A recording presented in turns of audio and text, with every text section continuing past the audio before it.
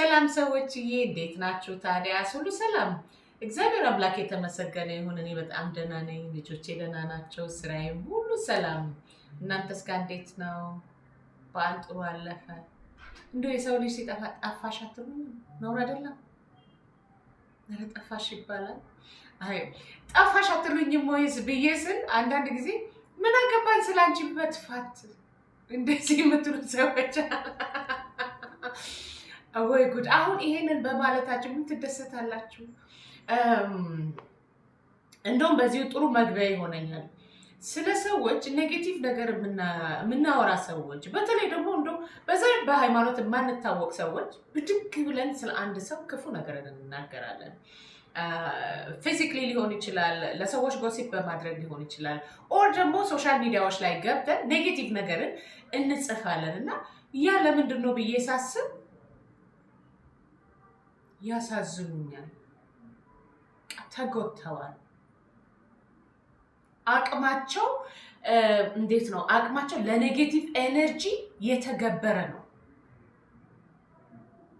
እግዚአብሔርን የሚያውቅ ሰው፣ እግዚአብሔርን የሚወድ ሰው እና ራሱን የሚወድና የሚያከብር ሰው፣ በእግዚአብሔር አምሳል እንደተፈጠረ የሚያውቅ ሰው በፍጹም ለሰዎች ክፉ ነገር አያስብም።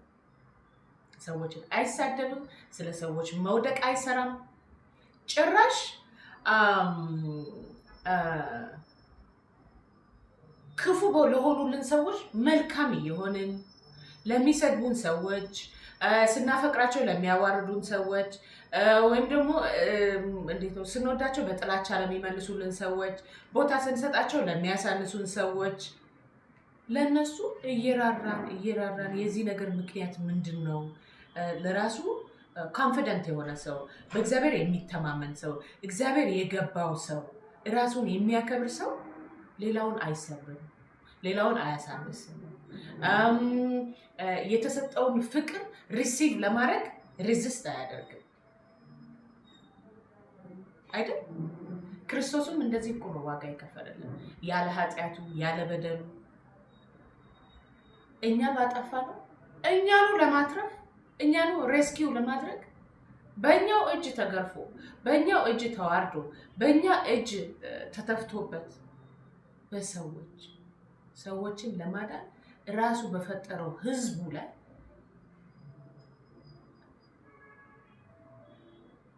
የታወጀውን የጠላትን እወጃ ለመቀልበስ የዘላለም ህይወትን ለመስጠት ራሱ በሰራው በህዝቡ እጅ ተገረፈ። ምን ያህል የፍቅር ጥግ እንደሆነ እኮ በቃላት የምናወራ አይደለም። ከአይምሮ በላይ በቃ ሲስተማችን ሊሸከመው ከሚችለው በላይ ነው የክርስቶስ ፍቅር።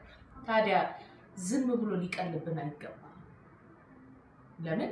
አምላክ ሆኖ ፈጣሪ ሆኖ አብሶሉት የሆነ ፓወር እጁ ላይ ኖሮት ይህናል ከታገሰ፣ ይህናል ደግሞ ለእኛ ዋጋ ከከፈለልን በጥላቻ እንዴት ነው ለጥላቻ ፍቅርን ካሳየ ከወረደልን አምላክ ከወረደልን እኛስ አምላክ በሰጠን ዘመን፣ አምላክ በሰጠን እድሜ፣ አምላክ በሰጠን አቅም፣ አምላክ በሰጠን ማንነት እሱ በሰራው በእጁ በቀረጸው ህልውናና ሰውነታችን ላይ እኛ ምን ፓወር ኖሮ ነው እንትና እንዲያደርገን እንትና እንዲያላደረገን እንትና በዚህ ወጥቶ ገብቶ የምንለው? ትዕግስት ሊኖረን ይገባል።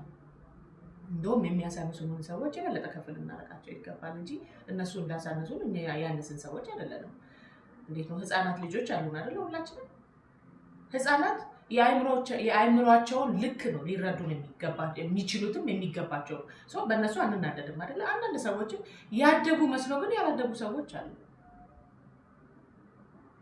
ቦታ ስንሰጣቸው ቦታ ያሳጡናል፣ ስናፈቅራቸው ያዋርዱናል፣ ስንታገስላቸው ፎር ግራንት ይወስዳሉ። እነሱ ልናዝንላቸው፣ ልንንከባከባቸው፣ ልንጸልይላቸው፣ ብለስ ልናደርጋቸው የሚገባው እንጂ ልንናደድባቸው አይገባም። ምክንያቱም አቅማቸው ውስን፣ የመረዳት አቅማቸው በጣም ውስን ስለሆነ ልንንከባከባቸው ይገባል ብዬ ነው። የሚረግሟቸው መርቁ ይላል አይደል? ዋናው ነገር ይሄ ሳምንት ክርስቶስ ከዘላለም ባርነት ወደ ዘላለም አሸናፊነት ራስነት ቦታ በቦታችን ላይ ያስቀመጠበት በአብ ቀኝ ያስቀመጠበት በደሙ ማህተም ሲል አድርጎ የዘላለም የህይወትን የሰማያዊ ሲቲዝንሺፕን የሰጠን ሳምንት ነው።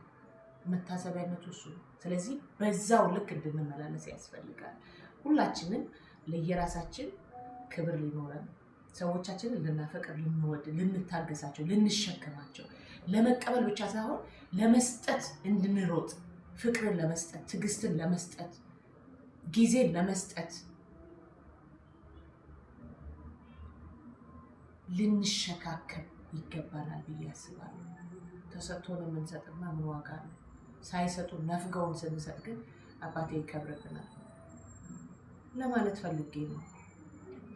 የእግዚአብሔር አምላክ ምሕረት፣ ቸርነቱ፣ አባታዊ ፍቅሩ ከኔም ከእናንተ ጋር ይቆይ።